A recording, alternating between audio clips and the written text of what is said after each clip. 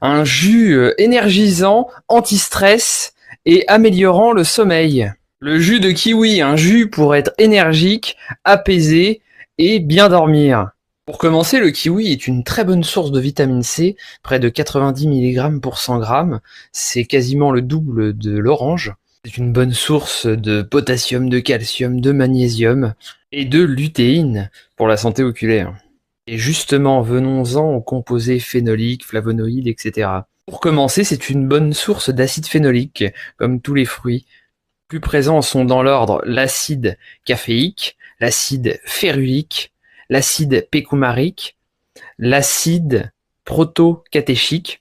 Les acides phénoliques ont une activité antidépressive, énergisante, elles améliorent la signalisation cellulaire et elles ont un faible poids moléculaire qui leur permet d'être facilement biodisponibles. Ils sont antioxydants, ils sont aussi anti-infectieux, donc ciblés que pour certaines souches. Ils améliorent le fonctionnement cellulaire globalement. Au niveau des flavonoïdes, on retrouve la quercétine, le camphérol, surtout sous forme de glycoside, c'est-à-dire allié à une molécule de sucre. On retrouve aussi du flavan-3-ol, catéchine et hypicatéchine, des molécules qu'on retrouve abondamment dans le thé vert, par exemple, pour vous situer le contexte. Toutes ces molécules sont 3 à 4 fois plus concentrées dans la peau du kiwi. Et oui, vous pouvez manger la peau du kiwi. Bon bah, faut être un petit peu courageux, mais en jus, ça pose beaucoup moins de problèmes. Au niveau de sa composition phénolique, le kiwi contient environ 30% de flavan-3-ol, comme les catéchines et hypicatéchines, des molécules que l'on retrouve abondamment dans le thé vert, par exemple, qui sont hydrophiles, solubles, et qui ont l'avantage d'être plutôt bien assimilés à hauteur de 10 à 20%.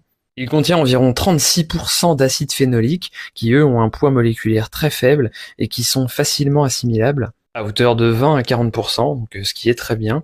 Ils sont hydrophiles également, contrairement aux caroténoïdes ou à la curcumine ou aux acides boswelliques qui, eux, sont lipophiles.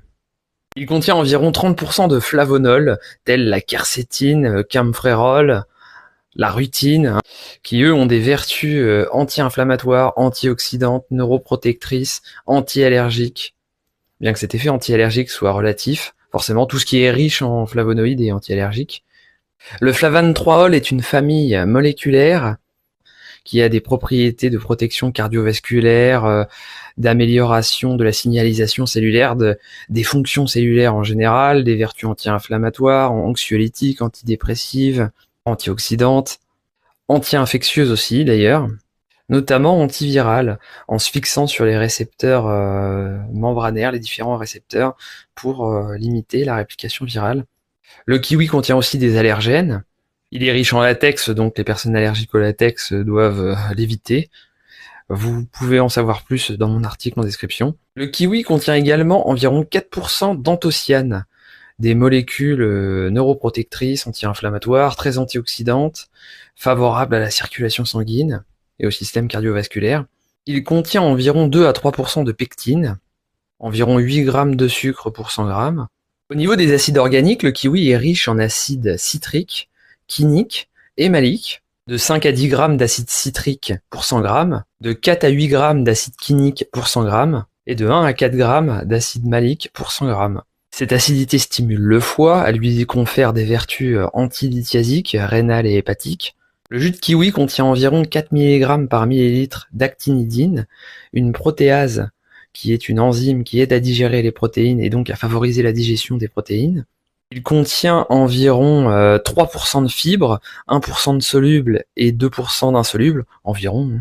Il a un pH acide qui se situe entre 3,1 et 3,6. Dans le kiwi, on retrouve jusqu'à 50 mg de quercétine, jusqu'à 40 mg de camphérol. Ce sont des dosages qui sont acceptables pour des effets corrects. Dans les compléments alimentaires, le dosage standard est de 500 mg de quercétine par jour, ce qui est difficilement atteignable par l'alimentation, car les aliments contiennent en général entre 15 à 50 mg de quercétine pour 100 g. Par exemple, dans l'oignon rouge cru, on est à 33 mg de quercétine pour 100 g. Donc imaginez déjà prendre 100 g d'oignon, c'est compliqué. Et 19 mg pour l'oignon jaune. Et pour la pomme, qui est dite comme riche en quercétine, on est entre 2 et 4 mg pour 100 g. Donc c'est dire. Et pour le chou frisé, entre 7 et 10. Donc voilà, c'est difficilement atteignable par l'alimentation. Par contre, avec les capres, là, on est au-delà des 100 mg pour 100 grammes. Donc là, c'est très intéressant. Et pour la procyanidine, jusqu'à 6580 mg pour 100 grammes de procyanidine, qui fait partie des tanins condensés. En fait, ce sont des polymères de flavane 3-ol. Donc ça veut dire que c'est plein de molécules de flavane 3-ol assemblées les unes aux autres. Et on retrouve aux environs de 8 mg d'isoramnétine. Flavonol, dans la même famille que la quercétine et le camphérol. La quercétine est un antioxydant majeur, elle complète la vitamine C dans ce rôle. C'est un anti-inflammatoire, cardioprotecteur, qui réduit les marqueurs inflammatoires, et comme tout antioxydant qui se respecte, qui réduit les taux de mauvais cholestérol LDL. C'est un anti-allergique qui stabilise les niveaux de mastocytes et réduit les niveaux d'histamine quand ils sont élevés. Un neuroprotecteur, cette molécule améliore la fonction cellulaire, la signalisation cellulaire. La quercétine est anxiolytique, antidépressive, elle favorise les fonctions cognitives. Le camphérol également. Le camphérol est cardioprotecteur, il favorise l'élasticité des tissus vasculaires, il dit vasorelaxant et en même temps hémostatique. C'est aussi un antioxydant, un régulateur de l'activité cellulaire qui favorise les fonctions cellulaires et leur signalisation, un anti-allergique, est documenté contre la glycation, contre le cholestérol, réguler la glycémie, la quercétine également d'ailleurs. D'ailleurs, la quercétine est beaucoup plus documentée que le camphérol. Le camphérol a des vertus antidouleurs aussi également modérées bien sûr, de modulation hormonale. Il est également documenté contre la glycation, comme anti-ostéoporose, anti-ulcéreux.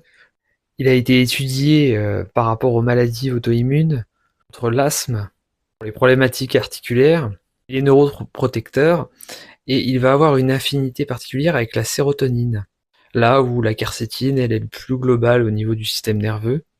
L'isoramnétine, elle a des propriétés similaires, mais elle est globalement moins étudiée. Les procyanidines, eux, ont plus une visée antioxydante, et de cardioprotection et d'amélioration de la circulation. Ils ont été étudiés par rapport à leurs effets positifs sur le microbiote intestinal, en modulant positivement le microbiote intestinal. La synergie vitamine C, flavonol, procyanidine explique notamment ces effets cardioprotecteurs et d'amélioration de la circulation. On retrouve aussi dans le kiwi des caroténoïdes à hauteur environ de 6 mg, avec de la lutéine, des bêta-carotènes notamment, mais aussi de la chlorophylle à hauteur de 15 mg pour 100 g environ.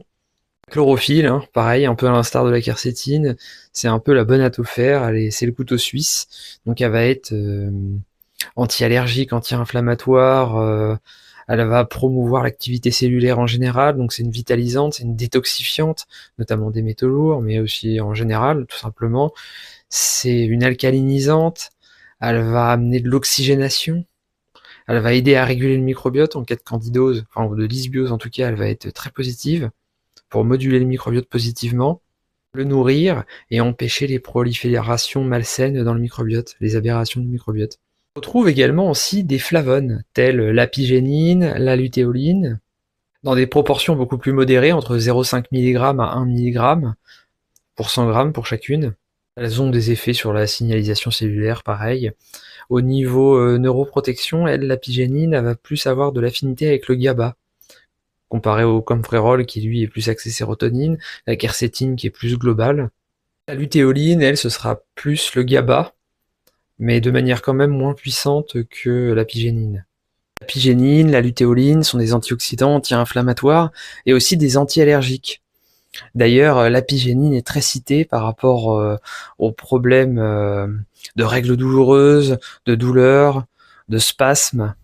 Elle est antispasmodique, régulatrice hormonale. Elle est indiquée dans tout ce qui est problème hormonal féminin, problème de cycle, endométriose, syndrome des ovaires polykystiques, règles douloureuses comme je viens de vous le dire.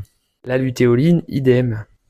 Avec toutes ces molécules bioactives, le kiwi est un candidat sérieux pour diminuer l'inflammation de bas grade, une inflammation souvent méconnue, mais qui pourtant est très importante et très présente dans notre civilisation.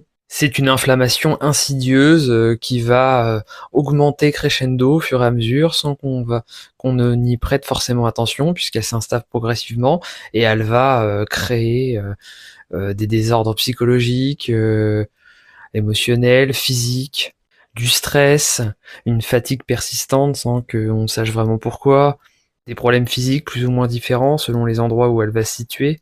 Elle peut notamment être responsable d'un esprit brumeux, d'un manque d'énergie, sensation de lourdeur, de mauvaise digestion, voilà, la liste est longue. Elle peut notamment être responsable de l'hyperperméabilité intestinale, qui elle-même, sur la durée, peut être responsable de maladies dégénératives des organes périphériques, de maladies auto-immunes, de psychose, d'anxiété, d'angoisse, de stress, d'attaques de panique.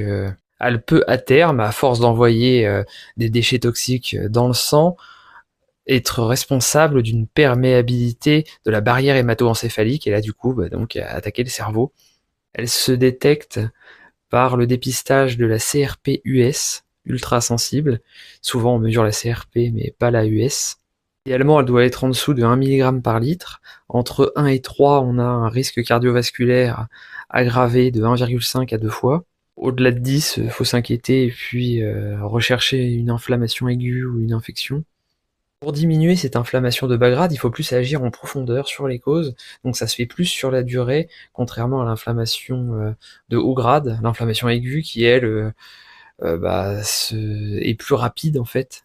Donc pour l'inflammation de bas grade, on va plus moduler les causes, améliorer la signalisation, améliorer le fonctionnement, et donc on va utiliser des molécules qui vont aller dans ce sens-là, donc par exemple les molécules que je viens de vous citer précédemment, et puis toute la bonne hygiène de vie, et donc ça va agir progressivement pour que la locomotive, la machine se remette en route de manière optimale. Et aussi toutes ces molécules vont agir sur l'expression génique, et ça prend plus de temps, ça prend au moins 2 semaines avant d'avoir des résultats vraiment visibles.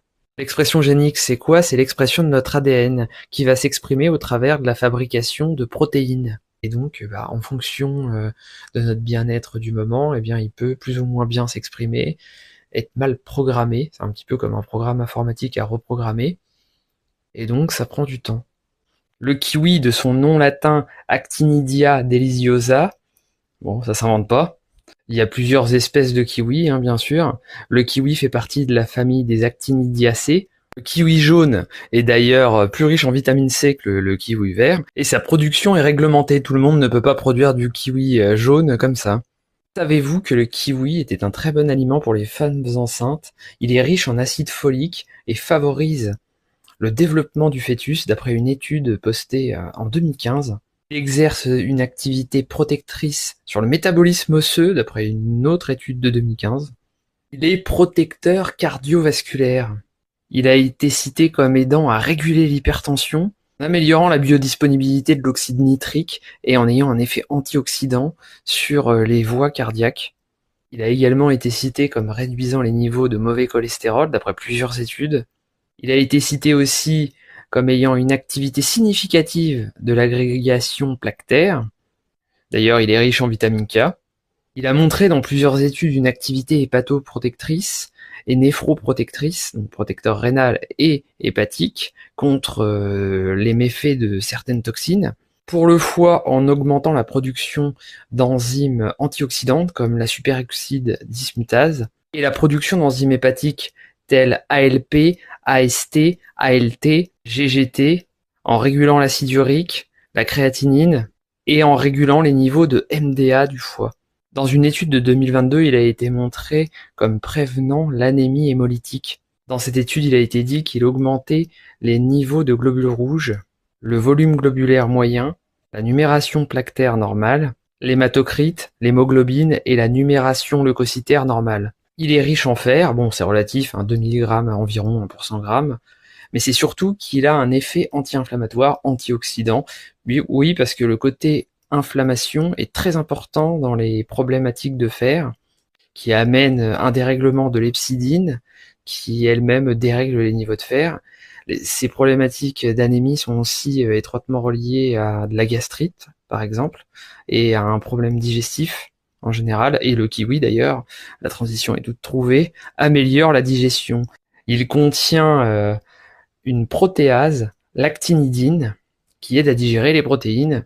Des études ont aussi montré son activité neuroprotectrice, notamment pour faire retrouver la mémoire à des souris qui avaient été intoxiquées par du plomb, mais aussi pour améliorer la mémoire tout court, car il inhibe l'acétylcholinestérase, une enzyme qui détruit l'acétylcholine restée en surplus une fois les échanges au niveau de la fente synaptique réalisés.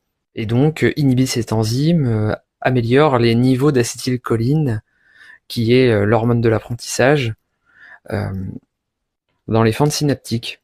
Donc on se retrouve avec plus d'acétylcholine dans les fentes synaptiques et donc plus d'hormones pour pouvoir avoir cette mémoire, cette cognition. Il inhibe la bêta-cystérase qui, quand elle est bien régulée, est bonne pour le bien-être des neurones, mais quand elle est dérégulée, est comme une paire de ciseaux qui va couper les neurones. Et quand elle coupe au mauvais endroit, elle va générer des morceaux collants qu'on appelle plaques d'amyloïdes, typiques de la maladie d'Alzheimer. Il inhibe aussi l'enzyme butyrylcholinestérase qui dégrade l'acétylcholine, donc le neurotransmetteur de la mémoire et de la créativité. Les études récentes de 2016-2021 ont aussi montré qu'il avait une activité pour réduire la glycémie, pour réguler la glycémie. Il est riche en fibres, même dans le jus, il y a beaucoup de fibres solubles, et riche en molécules bioactives pour réguler la glycémie. Il stimule l'absorption du glucose en régulant la translocation du GLUT4. Bon, si vous n'avez pas compris, c'est normal. En gros, ça permet aux muscles et aux tissus adipeux d'utiliser plus de glucose et de faire baisser la glycémie. De plus, il va diminuer la glucogénèse, c'est-à-dire qu'il va empêcher le foie de produire trop de sucre et limiter l'hyperglycémie. Il va limiter les taux de SGPT et de SGOT et améliorer l'activation de la glycogène synthétase. En gros, meilleure santé du foie et meilleure gestion de l'énergie, pour faire simple. De plus, il est anti-lithiasique au niveau rénal et hépatique, donc il va être utile en cas de calcul biliaire et hépatique. Pour attention tout de même, en cas de ces problématiques-là, demandez conseil à votre médecin. Les études ont montré une activité anti-obésité de par son action sur la glycémie, sur l'inflammation et sur les cellules adipeuses. C'est un allié du pancréas. Autre paramètre, il est anti-ulcéreux. Bien qu'il soit acide, il apaise les irritations des muqueuses. Il nourrit le microbiote avec sa richesse en fibres, il est prébiotique. Et en même temps, il aide à digérer les amas de protéines non digérées. Donc il va aider à nettoyer les intestins. De plus, il a un effet laxatif doux, léger. Il a un effet positif sur la santé oculaire, d'après des études, grâce à sa richesse en vitamine C et en lutéine. D'ailleurs, grâce à ces mêmes molécules, il a un effet protecteur de la peau. Il va aider à préparer la peau au soleil et à la protéger du soleil et du stress oxydatif, pour avoir une peau éclatante. Donc, grâce à la vitamine C, à la lutéine et aux xanthophiles. Le kiwi a été cité dans des études comme étant un anti-inflammatoire remarquable. Une étude rédigée par Yuan et ses collègues en 2021 montre qu'il est utile pour améliorer la perméabilité intestinale, qui est très intéressant pour tous ceux qui souffrent de maladies auto-immunes, de problèmes émotionnels, d'attaques de panique, d'angoisse, de maladies chroniques dégénératives. Améliore la perméabilité intestinale en améliorant la cohésion des protéines des jonctions serrées, les claudines 1 et occludines, et la protéine ZO1. Alors la claudine, c'est les briques qui ferment la barrière, l'occludine, c'est les renforts qui stabilisent la barrière, et la ZO1, c'est la colle qui relie tout ça à l'intérieur de la cellule. De plus, pour la perméabilité intestinale, il aidera en favorisant les bonnes bactéries, comme les lactobacillus, les bifidobacterium, et en limitant les négatifs comme Clostridium, Desulfovibrio, et il diminuera les marqueurs pro-inflammatoires, tels TLR2, TLR4, TNF-alpha, interleuking 1 bêta, et stimuler le facteur anti-inflammatoire interleuking 10. Une étude de 2020 publié par Eddy et ses collègues, a montré que chez des personnes en bonne santé et chez des personnes atteintes du syndrome de l'intestin irritable, la consommation quotidienne de kiwi améliorait les marqueurs inflammatoires, comme le cytokine TNF-alpha. Les études ont montré que le kiwi prévenait la cataracte, la DMLA et le glaucome. Il inhibe la carboanhydrase 2 impliqués dans le glaucome. Le kiwi, riche en vitamine C, en polyphénol, en flavonoïdes, comme je l'ai expliqué, stimule l'immunité, il améliore l'immunité, il améliore les fonctions immunitaires innées et adaptatives. Les études ont montré qu'une supplémentation au kiwi augmentait la phagocytose et les taux d'immunoglobine, tels les IgA, les IgG et les IgM. Le kiwi a des effets prébiotiques, on l'a dit, et il va favoriser les probiotiques, les bonnes bactéries. Il va améliorer la digestion et améliorer l'inflammation au niveau des intestins, ce qui améliorera aussi le microbiote. Ce microbiote qui lui-même sécrète tout un tas de molécules, dont des neurotransmetteurs, des molécules qui ont une action mimétique aux neurotransmetteurs, mais sans en être, c'est-à-dire qu'ils se fixent juste au récepteur. Il sécrète des hormones, il sécrète des acides gras à chaîne courte, comme le biturate, le propionate, qui ont des effets de régulation de l'immunité et de l'inflammation au niveau intestinal, mais aussi à l'échelle de tout le corps. Ces hormones, ces neurotransmetteurs passent dans le sang.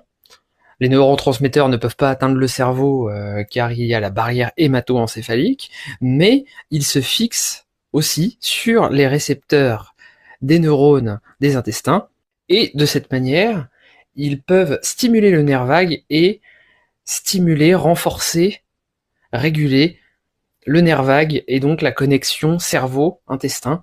Le nerf vague est le plus grand nerf du corps, il est responsable, quand il est en bonne santé, de la sensation de clarté mentale, de focus, d'allant positif léger. Près de 90% de la sérotonine est produite dans les intestins. Elle ne peut pas arriver jusqu'au cerveau à cause de la barrière hémato-encéphalique. Le kiwi sera donc intéressant pour limiter le ressassement mental, car il va améliorer ce lien intestin-cerveau par le nerf vague. Ce ressassement mental étant lié à un problème de posture de l'esprit, à cause du nerf vague qui est dérégulé. Avec une meilleure posture, on est plus focus, une chose à la fois, et on a de l'allant, du focus, de manière légère, sans que ce soit crispé. Le kiwi, en régulant l'inflammation et de par son action antioxydante, va aussi améliorer l'humeur. D'ailleurs, près de 90% de la sérotonine est fabriquée dans l'intestin. Les effets émotionnels du kiwi. En médecine chinoise, il a une saveur acide et douce, une nature froide, il cible les méridiens de l'estomac, du gros intestin et du foie. Il clarifie la chaleur et rafraîchit le sang, disperse la chaleur du foie et des poumons. Il génère des liquides, hydrate. L'Ayurveda, c'est la même chose, mais traduit à l'Ayurveda. Il va diminuer Pitta, augmenter Vata et être neutre pour Kapha. Sera utile en cas de colère, d'agitation, d'impatience, d'irritabilité. Sera utile aussi en cas de frustration pour pouvoir disperser cette chaleur stagnante, même s'il sera moins puissant qu'un jus tiède et doux. À moduler tout de même si le terrain est très très froid, s'il y a un vide du yin, s'il y a des émotions comme retrait, honte ou grande fatigue extrême. La mangue ou la poire serait mieux dans ce cas-là. Et à limiter si le système digestif est beaucoup trop éteint. Le kiwi est riche en tryptophane, précurseur de la sérotonine, qui elle-même est précurseur de la mélatonine. Donc il va stimuler la sérotonine, et il va aussi stimuler la sérotonine par l'amélioration du microbiote. Et en plus de ça, il contient de la sérotonine. Et en plus de ça, il contient du GABA, qui est l'hormone du laisser-aller. C'est la chef d'orchestre avec le glutamate étant la pédale d'accélérateur qui stimule les autres neurotransmetteurs, et le GABA, la pédale de frein, qui va calmer les autres neurotransmetteurs. Le kiwi contient environ 2 mg de GABA pour 100 g, ce qui est faible, mais qui est tout de même intéressant. Et surtout, le kiwi contient dans les mêmes proportions que le GABA, c'est-à-dire 2 mg pour 100 g, de la mélatonine, qui favorise l'endormissement, ce qui est une quantité suffisante pour avoir un effet modeste sur l'amélioration du sommeil. Il y a bien sûr d'autres raisons qui font que le kiwi améliore le sommeil.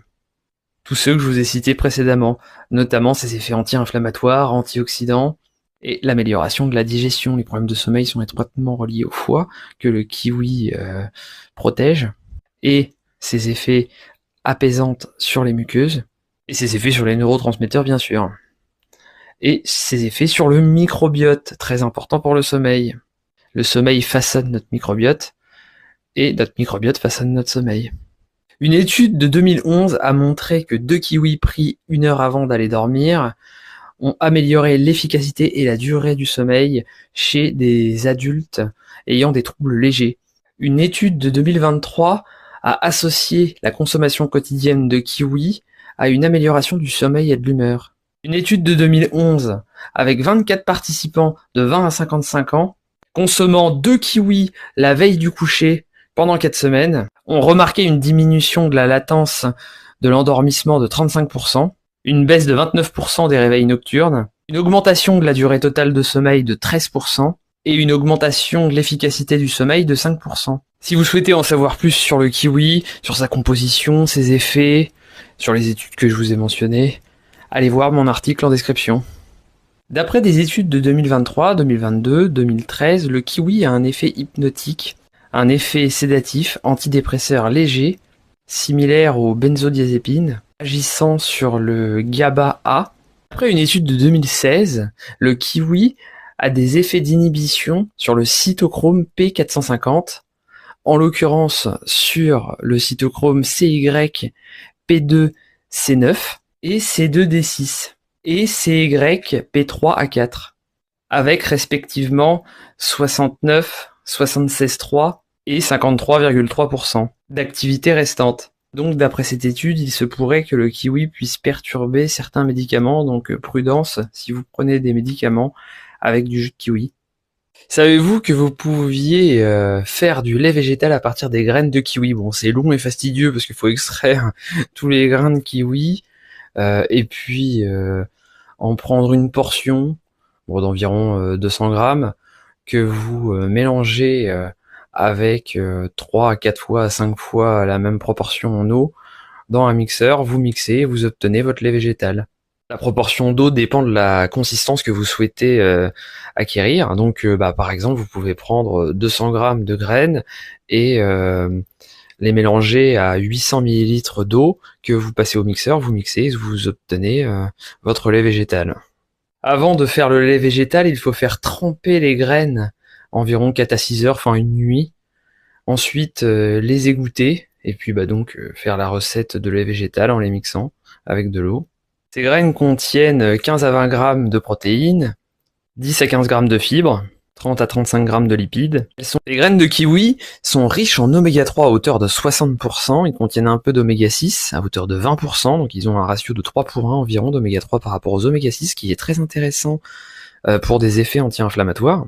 Il contient aussi entre 10 et 15% d'oméga 9.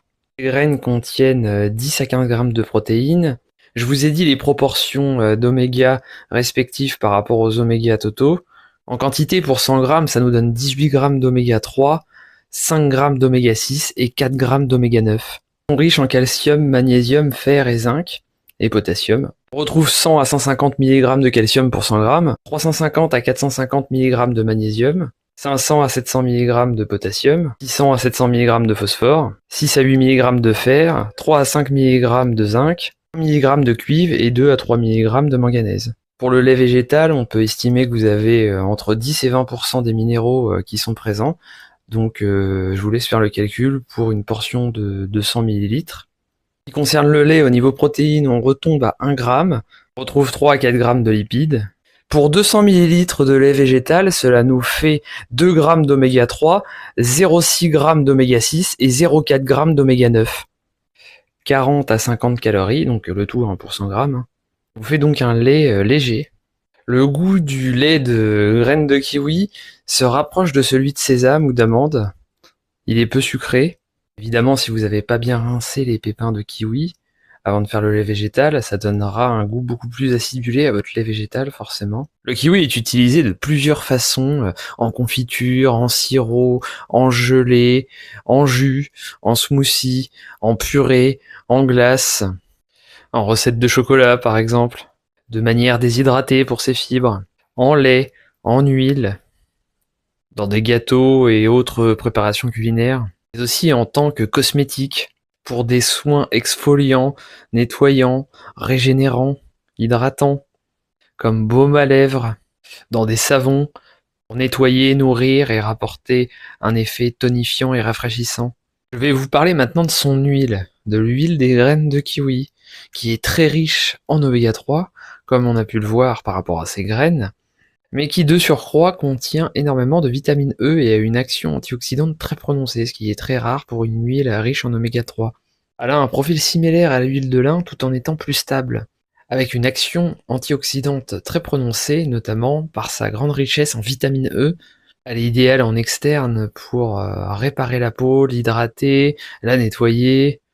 Plusieurs études ont montré ses bienfaits au niveau cardiovasculaire et métabolique, notamment une de Brandstool en 2018, bon, j'espère avoir bien prononcé, Fricker et Lati en 2014, et Perez en 2016. Ils y concluent qu'elle contribue à réduire les triglycérides sanguins, qu'elle contribue à améliorer la fluidité membranaire, à limiter l'inflammation et à limiter les risques d'athérosclérose.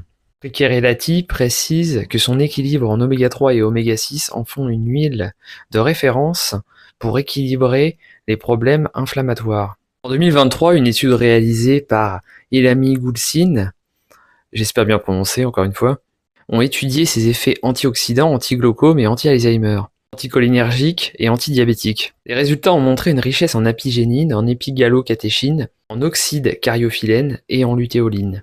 Les composés volatiles retrouvés étaient le scalène et le chlorure linoléol, l'acide linoléique et l'acide palmique. De puissants effets antioxydants ont été constatés, ainsi qu'une capacité de réduction sur le fer et le cuivre.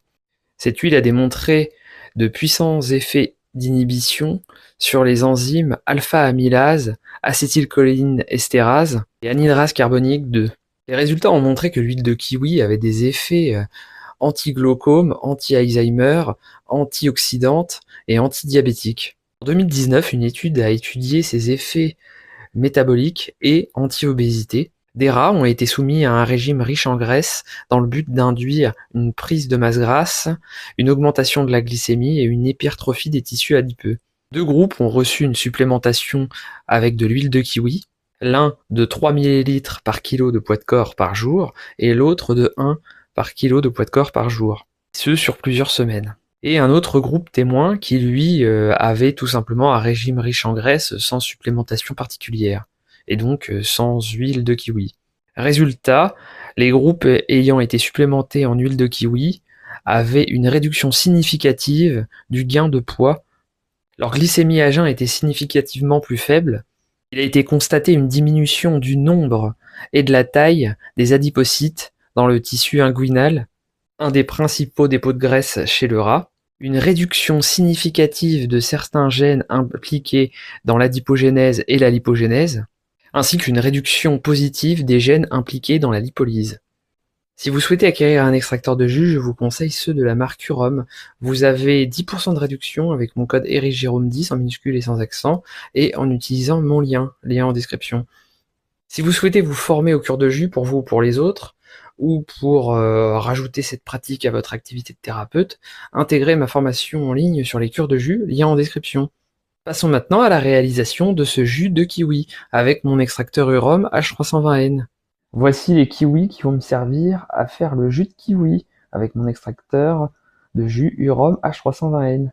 Je vais mettre la peau pour ce jus, c'est la partie la plus riche en polyphénol, flavonoïdes et autres biomolécules. Vous n'avez même pas besoin de découper les fruits avec cet extracteur de jus Urom H320N. Moi je les ai découpés, regardez, j'en ai laissé un entier, je vais le mettre dans l'extracteur, je vais vous le montrer à l'action. Vous pourrez voir que ça passe très bien.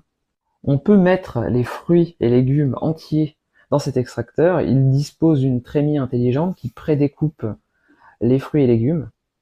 Comme vous pouvez le voir, j'ai laissé 2 kiwis entiers et les autres découpés. C'est parti pour le jus. Comme vous le voyez, les kiwis entiers sont très bien passés. Regardez-moi ce magnifique jus. C'est magnifique. Avec une super texture.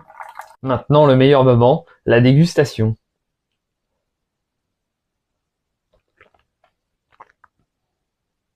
Ah, c'est super délicieux, acidulé, en même temps tendre, onctueux, velouté. J'adore, je vous le conseille. Il a un petit côté acidulé, donc vous pouvez l'intégrer dans vos recettes avec des jus plus apaisants, comme par exemple le concombre, la pomme, le céleri, la mangue, la banane, l'endive. Autrement aussi, vous pouvez associer son côté onctueux avec quelque chose de plus piquant, comme par exemple le cresson, le chou, le poireau, l'oignon, l'ail, enfin en quantité raisonnable évidemment, la betterave ou l'épinard. D'ailleurs, dans ma formation, j'apprends à créer vos recettes selon vos goûts, selon les saveurs que vous souhaitez avoir. Sur ce, bonne journée.